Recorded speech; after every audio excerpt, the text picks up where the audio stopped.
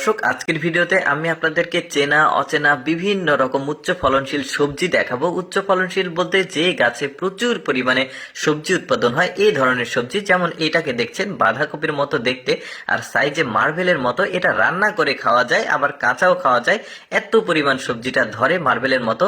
এরপরে সবার পরিচিত এটা হচ্ছে শশা। এত পরিমাণ ফলন এই শশার গাছে হয়েছে যে এটাকে বানে রাখা কোনোভাবে সম্ভব হয়নি। এটাকে মাটিতে শুয়ে তার উপরে এই যে পলিথিন দিয়ে তার উপরে রাখা হয়েছে। এত পরিমাণে সবজি এই শশাটা উৎপাদিত হয়েছে। ওই যে বললাম উচ্চ ফলনশীল।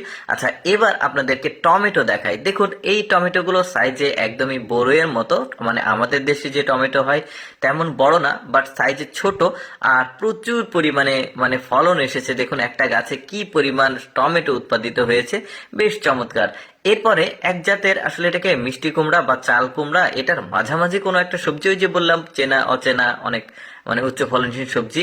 এটাতে এত পরিমাণ সবজি উৎপাদিত হয় এই গাছে, একটা গাছেই মোটামুটি ছোট গাছ 10-15টা এক ঠোকাতেই আসলে হয়েছে, বেশ চমৎকার। এরপরে এটাকে দেখতে পাচ্ছেন, এটা একটা ঝিঙ্গার জাত। আমাদের ঝিঙ্গা তো একটু ঢেউ ঢেউ হয় গায়ে আমাদের দেশের, বাট এটা একদমই প্লেন, দেখতেও বেশ চমৎকার। একটা গাছে কি পরিমাণ ঝিঙ্গা এসেছে দেখুন। ওই যে বললাম উচ্চ ফলনশীল সবজি প্রচুর পরিমাণে ধরেছে গাছে।